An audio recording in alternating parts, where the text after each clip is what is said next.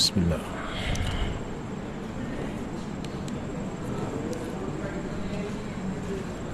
Bismillahirrahmanirrahim. Assalamualaikum warahmatullahi wabarakatuh. Alhamdulillahi rabbil alamin. Wassalatu wassalamu ala asyrafil anbiya'i wal mursalin wa ala alihi wa sahbihi ajma'in. Rabbi shrah li sadri wa yassir li amri wahlul 'uqdatam min lisani yafqahu qawli. Subhanaka la ilma lana illa ma 'allamtana innaka antal alimul hakim. La haula wala quwwata illa billahil aliyil azim. Hadirin dan hadirat yang dimuliakan, terlebih dahulu kita mengucapkan setinggi-tinggi kesyukuran kehadirat Allah Subhanahu wa taala kerana dengan limpah kurnia dan izin dari Allah kita dapat bertemu lagi pada malam ini dalam siri pertemuan bulanan waktu maghrib, sementara menunggu waktu isya untuk kita mengadakan sedikit tazkirah untuk menyegarkan balik keyakinan dan kepercayaan kita kepada Allah Subhanahu wa taala dengan melihat kembali amal-amal dan juga ilmu-ilmu yang kita perlu ulang kaji untuk menambahkan keyakinan kita kepada Allah, tertumpu kepada harapan untuk kita mendapat balasan yang baik di hari akhirat nanti insya-Allah. Hadirin sekalian, seperti mana kita ketahui dalam pertemuan-pertemuan sebelum ini, dalam konsep kita memperkatakan Islam yang indah itu, dia hanya indah jika umat ataupun penganut-penganutnya mengamalkan perkara-perkara yang baik dan melakukan seluruh kebaikan-kebaikan yang boleh mendatangkan kebaikan juga kepada diri dan masyarakat yang kita hidup bersama-sama dengannya. Seperti biasa, saya memulakan dengan membaca sepotong hadis daripada Abu Hurairah radhiyallahu anhu, di mana Nabi sallallahu alaihi wasallam bersabda bahawa Allah Subhanahu wa taala telah berfirman, "Aku bersikap mengikut sangkaan hamba-Ku terhadap-Ku. Aku bersama mereka apabila mereka mengingati Aku. Apabila mereka mengingati Aku dalam dirinya, maka Aku mengingatinya dalam diriku. Apabila mereka mengingati Aku dalam perkumpulan mereka, maka Aku mengingati mereka dalam perkumpulan yang jauh lebih ramai daripada mereka. Demi sekiranya mereka mendekatkan diriku sejengkal, maka Aku mendekatkan diri kepadanya sehasta. Dan jika ia mendekatkan diriku sehasta, Aku mendekatkan diri kepadanya sedepa. Sekiranya mereka mendatangi Aku dalam keadaan berjalan, maka Aku akan mendatanginya dalam keadaan berlari segera." Hadis riwayat Bukhari, status hadis sahih. Jadi hadirin sekalian, kita adalah bersangka baik kepada Allah Subhanahu wa taala, kerana Allah yang jadikan kita, Allah yang memberikan rezeki kepada kita, menentukan umur kita, menentukan kesihatan kita, menentukan kedudukan kita, status, pangkat dan darjat dan segala apa saja yang kita kehendaki dalam dunia ini, ataupun apa saja yang Allah nak beri kepada kita dalam dunia ini. Jadi Allah bersikap seperti kita bersikap terhadap Dia. Jadi rugilah kita kalau kita bersangka buruk kepada Allah, kerana Allah adalah sumber segala-galanya. Jadi kita berharap yang terbaiklah. Kita bersangka baik dan mengharap terbaik dan sentiasa menggunakan ruang-ruang yang paling baik, ya. Jadi kalau kita memuji Allah, kita bersyukur pada Allah, kita berdoa, kita bertaubat dan kita menjaga keimanan kita, dan sama ada bersendirian ataupun di khalayak, maka Allah akan membalas balik semua kebaikan-kebaikan itu, ya. Jadi ambillah peluang yang ada pada kita hari ini untuk kita melakukan kebaikan-kebaikan yang paling baik dengan umur yang masih berbaki, yang kita pun tidak tahu, ya. Kita ulang banyak kali, kita tidak tahu bila, ya. Mudah-mudahan kita dipanggil seperti mana 2-3 hari yang lepas salah seorang sahabat kita berkuliah di waktu subuh. Allah panggil dia di waktu subuh ketika berkuliah. Jadi ini satu keadaan yang cukup kita cemburui, dan kita harap kita dapat situasi dan keadaan seperti itu. Tetapi kita kenalah berdoa setiap hari, setiap masa, setiap ketika, ya Allah mukhtim lana bi husnil khatimah, ya. Kita minta Allah izinkan kita, kerana takdir hanya boleh diubah dengan usaha-usaha yang kita lakukan kepada Allah Subhanahu wa taala, insya-Allah. Jadi hadirin sekalian, pada malam yang mulia ini, sebelum kita menghadapi pilihan raya 12 bulan, tuan-tuan pun nasihat dah apa nak pangkah. Cuma kita kempen sajalah. Mereka kempen, kita kempen. Tapi bukan saya nak kempen, saya nak ajak tuan-tuan kempen kita takut kepada api neraka. Kita ni seperti mana biasa, setiap kali kita jumpa, kita nak ingatkan, kita nak berjalan menuju ke tempat yang muktamad, destinasi yang tak ada lain, dia ada dua saja, syurga ataupun neraka. Jadi kita mesti mendidik diri kita, mengajak diri kita sentiasa berkeadaan takut dengan neraka, kerana kita katakan tadi, kita tak tahu bila kita nak mati. Jadi kita kena bersedia, dan neraka itu sangat dahsyat. Nanti kita akan bacakan satu hadis kursi tentang keadaan neraka yang mungkin kita pernah dengar, tapi kita akan ulang sebut betapa neraka itu sangat luas, sangat dahsyat, dan dunianya di satu pihak yang lain kita tak tahu, Allah yang maha mengetahui, ya. Dunia di satu pihak lain, yang pergi tak kembali lagi, yang masuk Seksyen 21 tak ada yang balik. Kalau dia ada balik pun dia boleh bercerita bagaimana keadaan azab kubur, tak ada, ataupun nikmat kubur, tak ada. Jadi kita tak dapat gambarkan. Cuma Allah suruh kita yakin ni.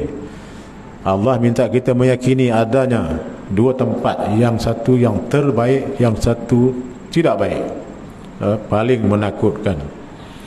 Dan saya akan mengulang ayat dalam surah Al-Furqan yang sering kita baca untuk menggambarkan betapa kita nak jadi hamba Allah yang ibadur rahman. Wa ibadur rahmanil ladzina yamshuna 'alal ardi hawnan wa idza khatabahumul jahiluna qalu salama walladzi la yabituna li rabbihim sujjadan wa qiyama walladzina yaquluna rabbana srif 'anna 'adzab jahannam inna 'adzabaha kana gharaman innaha sa'at mustaqarran wa muqama. Surah Al-Furqan ayat 63 sampai 66. Ayat ini akan diulang beberapa kali kerana ia merujuk kepada suatu maksud yang sangat hebat, dan hamba-hamba Allah, yakni yang Ar-Rahman, yang diridainya ialah mereka-mereka yang berjalan di bumi dengan sopan santun. Ya, ada lagu Melayu lah, sopan santun, ya. Mereka, dan apabila orang-orang yang berkelakuan kurang adab, kurang sopan, bahasa Melayu kita biadab, hadapkan kata-kata kepada mereka, mereka menjawab dengan perkataan yang selamat dan perkara yang tidak dari perkara yang tidak diingini. Jadi orang kata tak elok, kita jawab hak elok-elok. Ini payah nak diamalkan, tapi kita kena usahakan, nak jadi orang baik, nak tunjuk teladan baik, nak dapat balasan paling baik, ya, kita kena jadi orang baik. Dan mereka yang diridai Allah itu ialah yang tekun mengerjakan ibadat kepada Allah Subhanahu Wa Taala pada malam hari dengan sujud dan berdiri, sujjadan wa qiyama. Dan mereka yang berdoa dengan berkata, wahai Tuhan kami, sisihkanlah azab neraka Jahannam dari kami. Sesungguhnya azab seksanya itu adalah mengerikan. Sesungguhnya mereka neraka jahanam itu tempat penempatan dan tempat tinggal yang amat buruk. Jadi hadirin sekalian, kita ulang kali, kita ulang sebut, kita ulang ingat, kita ulang kata, sekadar yang termampu untuk mengingatkan semua diri saya sendiri dan semua kita kembali ke hadrat Allah Subhanahu Wa Taala. Setakat ini section 21 lah, setakat hari ini. Tapi kalau kita pindah mati tempat lain tu cerita lain lah. Tapi mungkar nangkir yang samalah yang akan soal, talqin yang samalah yang akan dibacakan. Kalau dibacakan, pengingatan yang samalah, segala-galanya benar. Ya, jadi itulah sifat hamba-hamba yang ibadur rahman, yang berjalan di muka bumi dengan rendah hati, dengan sopan, tawaduk, ya, murah hati, ikhlas dan low profile, dan merupakan amalan harian mereka. Bukan saja-saja nak berlakon, tak ada. Ini memang satu tabiat yang dididik, seperti mana Rasulullah SAW memberi contoh teladan kepada kita. Kita mengucapkan kata-kata yang baik. Hari ini tuan-tuan boleh tengok video klip ataupun YouTube ataupun media sosial, ya, orang kata macam-macam yang kita tak sanggup dengar, dan seluruh kosakata vocabulary semua telah mereka gunakan, ya. Jadi kita jangan jadi macam tu. Kita nak jadi orang baik, kita kata yang baik-baik. Jadi kalau kita merakam TikTok kita, konten yang kita buat, kita tunjukkan contoh-contoh yang baik. Berikan, ya, semangat untuk menjadi orang baik dan mencontohi supaya jadi orang baik. Hamba Allah yang ibadur rahman ini waktu malam memang dia kurang tidur lah. Bukan tak boleh tidur, dia kurang tidur. Dia bagi-bagi, tak kira lah nak bagi tidur di awal, tidur di ujung. Tapi apa yang gantinya, digantikan dengan amalan-amalan yang dibuat. Di ketika-ketika orang lain mungkin sudah tidur, dia bangun dan dia beribadat, ya, dia baca Quran, dia berzikir, dia solat sunat malam. Yang penting sekalilah tahajud dan witir. Yang dua ini yang Rasulullah tidak pernah tinggal dalam kehidupan baginda, dan telah kita sebut pada kuliah yang lalu bahawa inilah amalan yang akan menerangkan kubur dan yang akan memberikan harapan untuk kita mendapat balasan baik dari Allah Subhanahu Wa Taala. Jadi hadirin sekalian, mereka sentiasa mengambil sedikit saja masa dari waktu malam untuk mereka tidur, dan pada waktu akhir malam sebelum fajar, ada negeri di Malaysia ni, katanya ada dua negeri dulu Selangor pernah buat azan 2 kali waktu subuh. Lama dulu, 5-6 tahun ke 10 tahun yang lalu, azan subuh 2 kali. Tapi yang masih kekal azan subuh 2 kali ni katanya di Pulau Pinang dan di Perlis, katanya lah. Jadi tuan-tuan boleh pergi Pulau Pinang, boleh pastikan lah.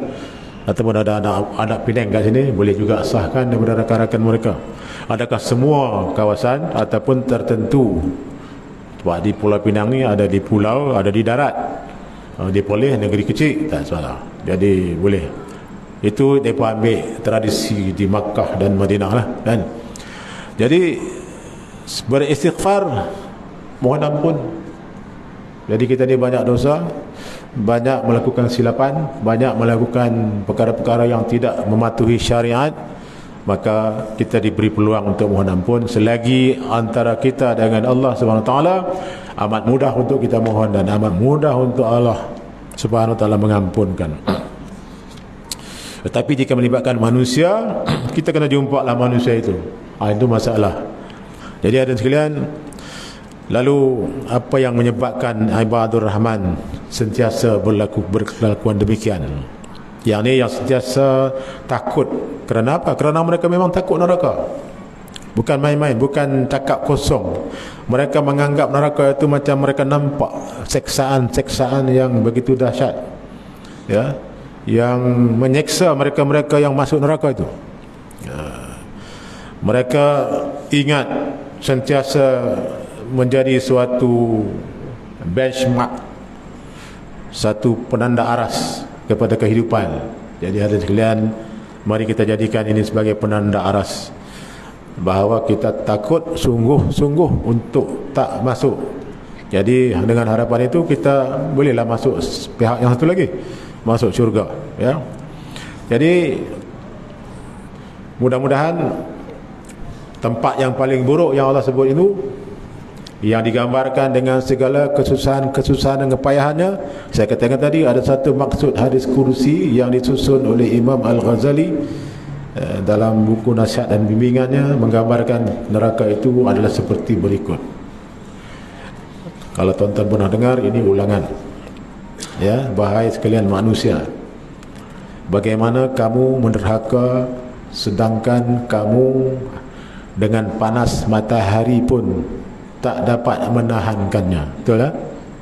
Hari ini, hari semalam hujan, hari ini tak hujan. Di luar sana hari ini 35 darjah Celsius. Lain macam lah. Kalau sampai 40 lagi teruk. Boleh tanya orang balik Mekah, ya, bagaimana mereka pada hari raya haji yang lepas duduk di Arafah, bila kemah mereka tak ada aircon, tak ada kipas. Boleh tanyalah yang baru balik, ya, sebahagian mereka dah sampai. Dan Jahannam itu mempunyai 7 lapisan. Di dalamnya ada api yang saling membakar antara satu sama lain. Api itu lawan bakar diri mereka sesama mereka. Kata orang Kedah, dia ragah weh. Betul ya, orang Kedah ni, orang Penang, dia ragah weh. Lawan bakar, lawan bakar. Api membakar api, berlapis-lapis, bergumpal-gumpal, panas, menakutkan. Ada api saling bakar, pada tiap-tiap lapisan terdapat 70,000 macam api. 70,000 macam api, tak boleh bayang kan? Dalam dunia ni Allah bagi satu jenis api ya, yang satu daripadanya adalah 1/70 daripada api neraka. Di neraka pula sebut 70,000 macam api. Tak payah, bawa main kalkulator lah, tuan-tuan boleh kira lah 70,000, ya. Macam mana rupa, macam mana dia punya kepanasan dan jenis-jenis dia, spesifikasi dia, wallahualam. Sebab itu jangan masuk, ya. Dan pada tiap-tiap bahagian api itu terdapat 70,000 negeri. Ya Allah, ini cerita matan hadis kursi, ya. Pada tiap-tiap negeri terdapat 70,000 buah rumah. Pada tiap-tiap rumah terdapat 70,000 perigi. Ya, dia main 70. Tuan-tuan dengar Radio Ikim buat iklan lah pasal ganda 10, 20 sampai 70 iklan nak dapatkan iklan ini Radio Ikim tu. Pada tiap-tiap perigi terdapat 70,000 peti berisi api. Api lagi. Ni yang kata tempat yang paling teruk, yang paling buruk, yang paling dahsyat, yang paling menakutkan, yang paling, jangan tuan-tuan pergi. Paling segala-galanya paling. Kalau ada filem cowboy dulu yang apa tu, The Good, The Bad and The Ugly, paling ugly tak ingat apa pelakon cowboy tu naik kuda. Terdapat,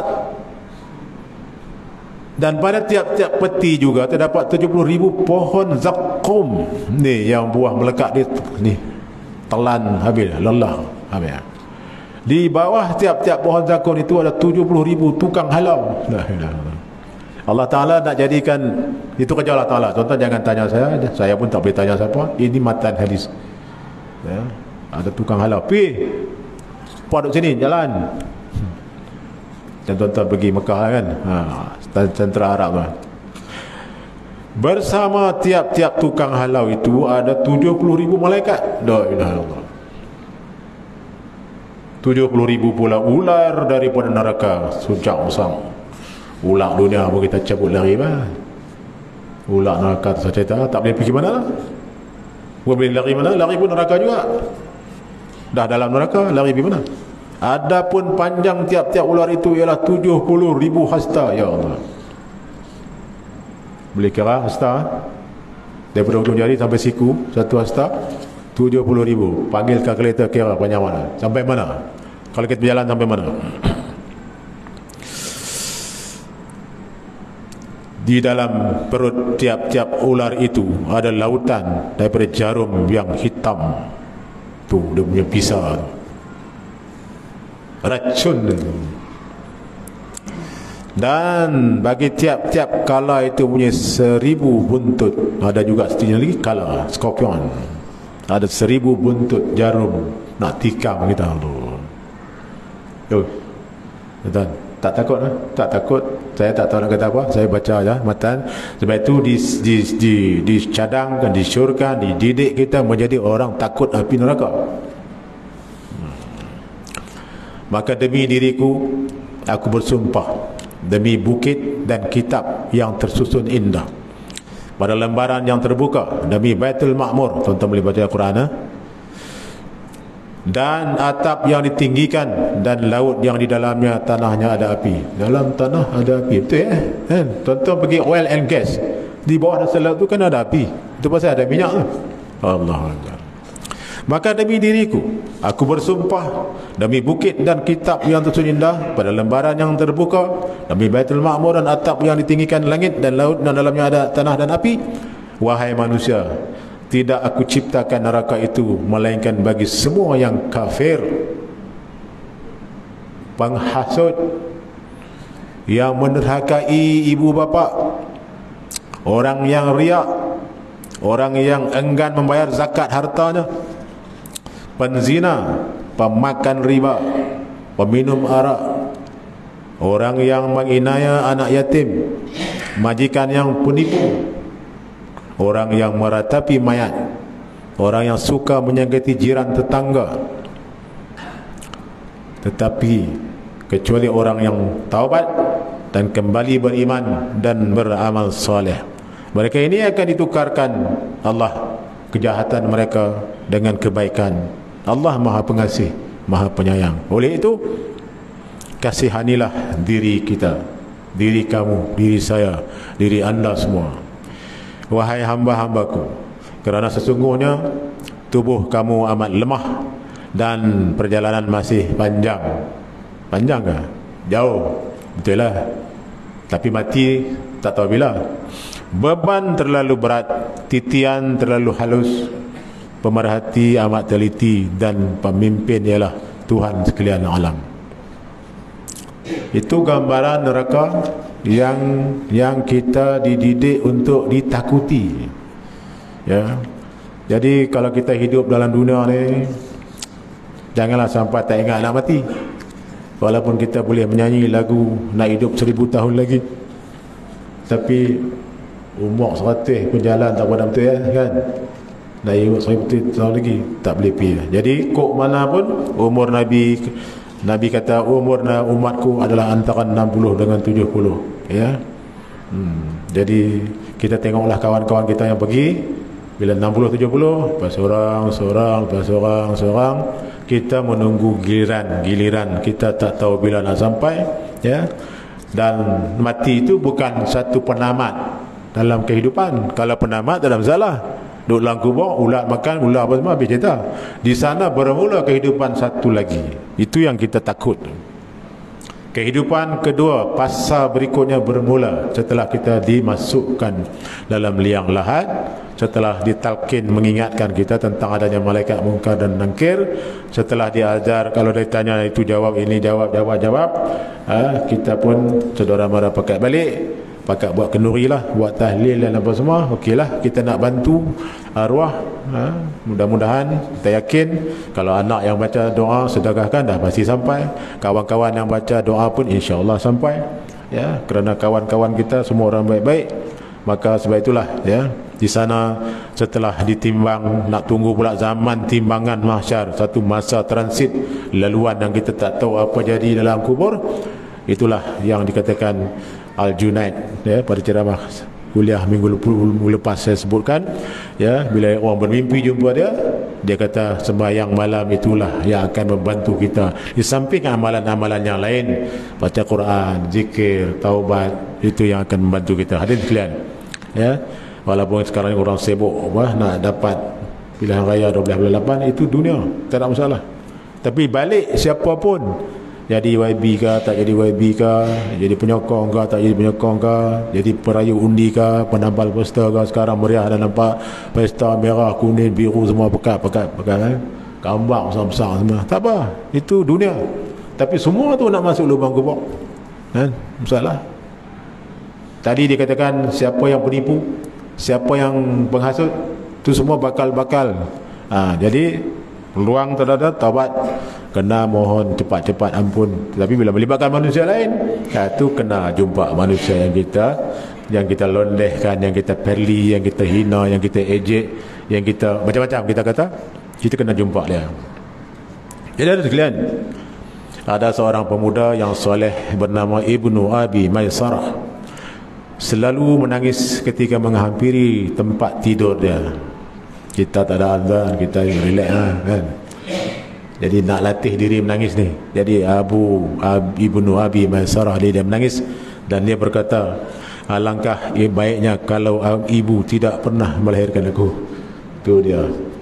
Bukan peras, tapi dia nak gambarkan dia nak mati, tuan-tuan. Dia menangis bila nak tidur.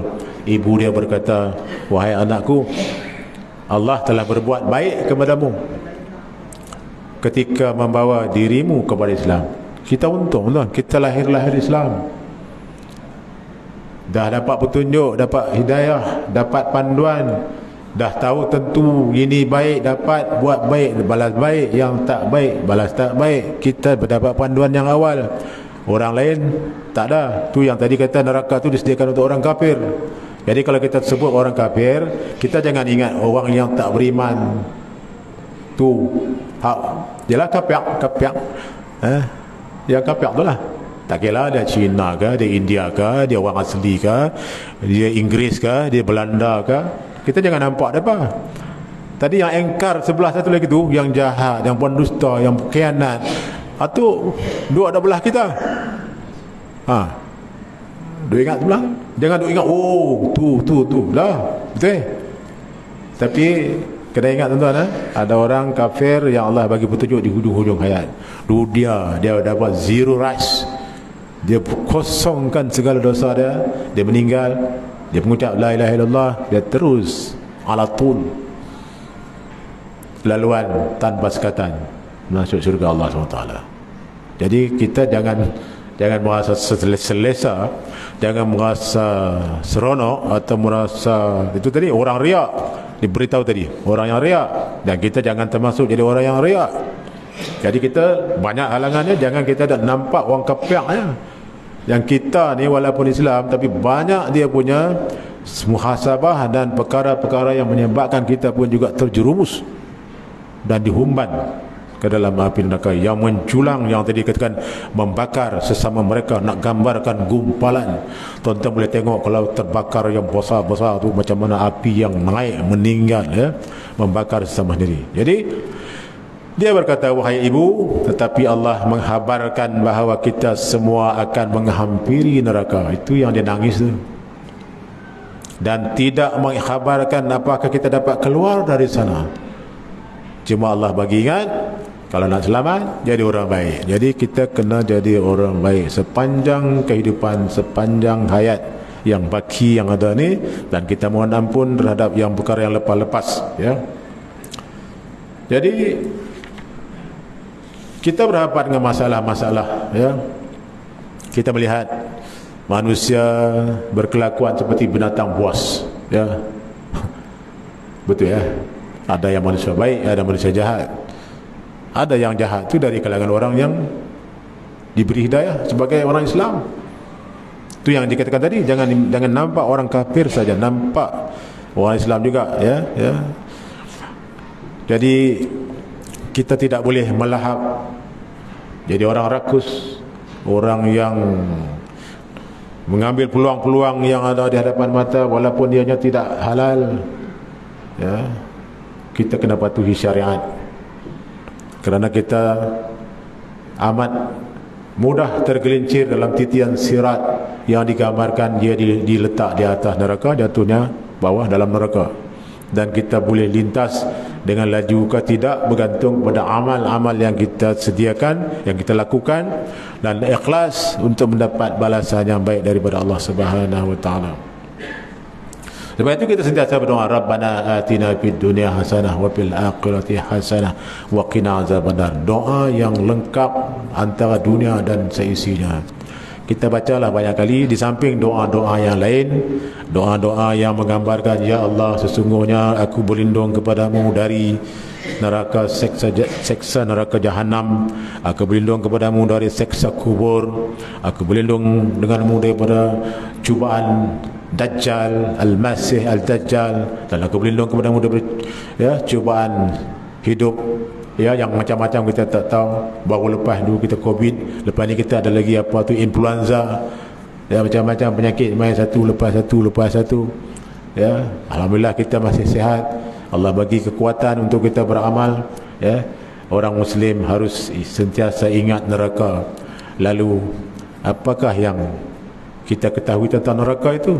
Api neraka, api Bani Adam yang kamu sekalian kita nyalakan tadi tu, yang kita sebut, saya katakan tadi, ialah 1/70 daripada bahagian api neraka. 69 lagi kepanasan disimpan di neraka.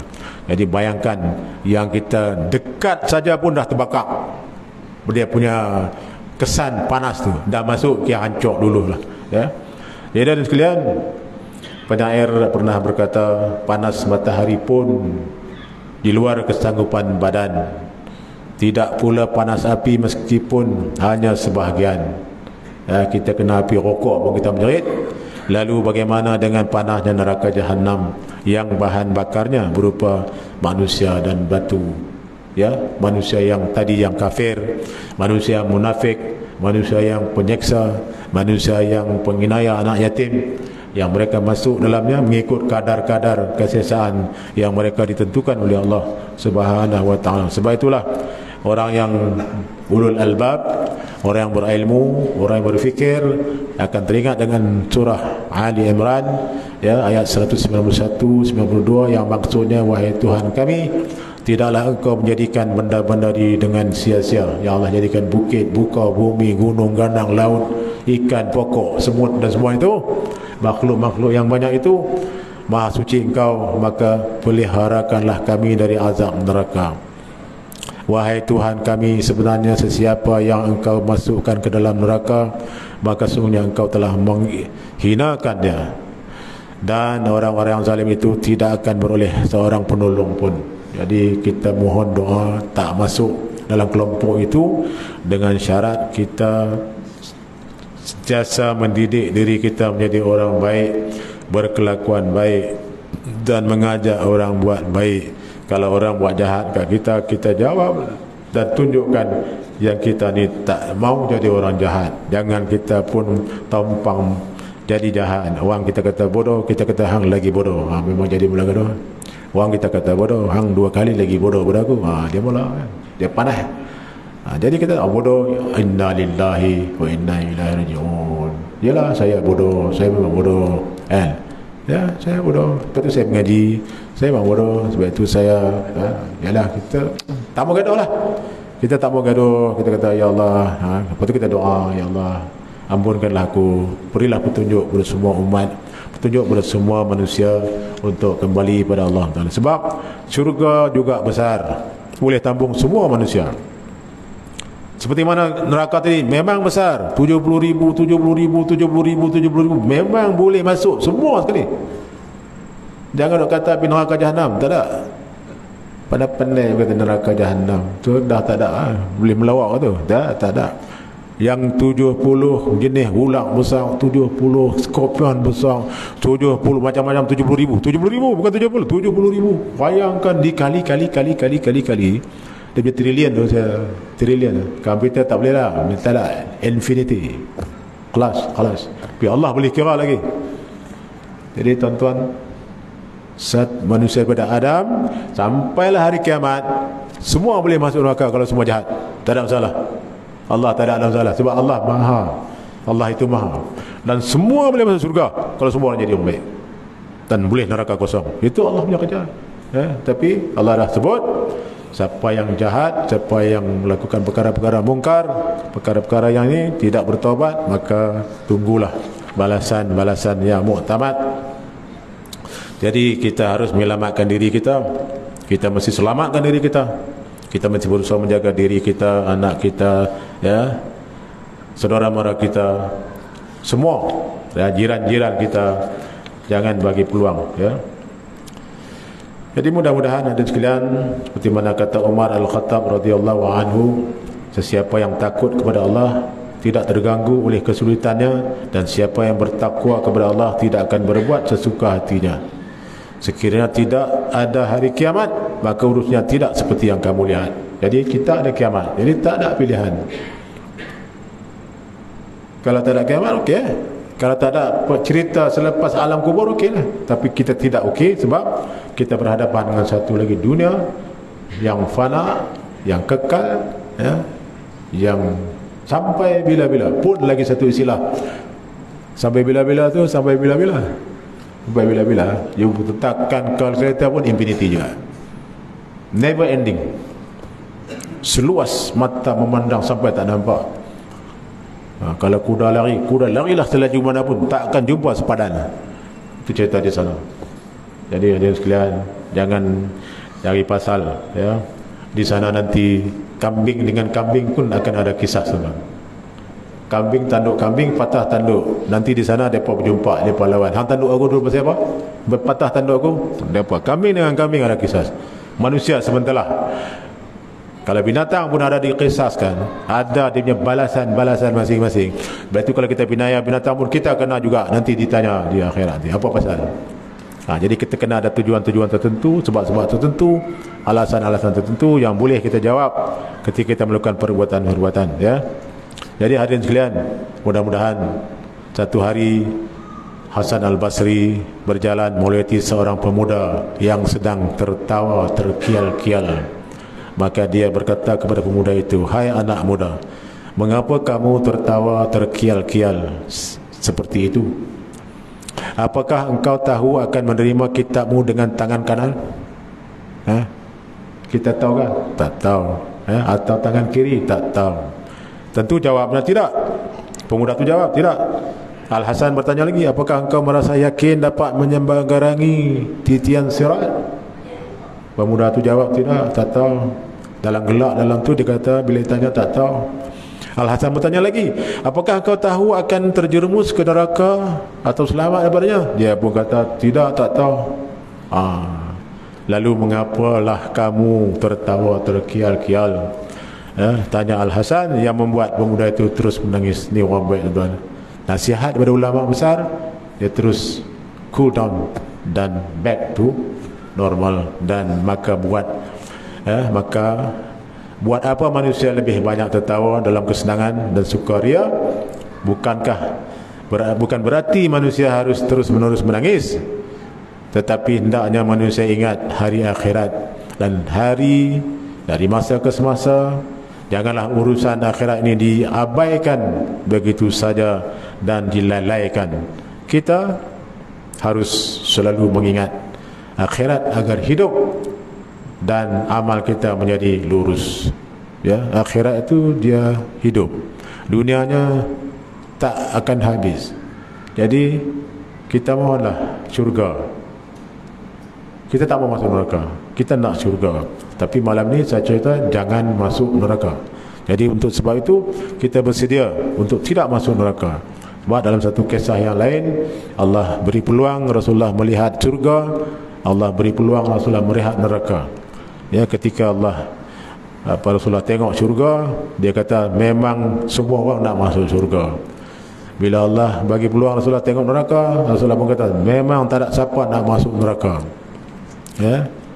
Lepas itu bila dia balik, ya, nanti Allah suruh round kedua pergi tengok neraka. Sebelum masuk syurga, disediakan hal-hal yang menyebabkan manusia terhalang untuk masuk syurga. Itulah tadi tu, riya, ujub, apa semua tu, ya.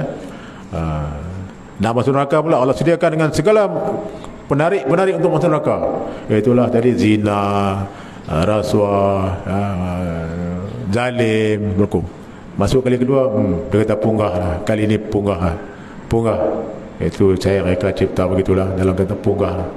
Kali ini banyak tergagal. Maknanya yang nak masuk syurga pun masalah, yang masuk neraka pun ramai.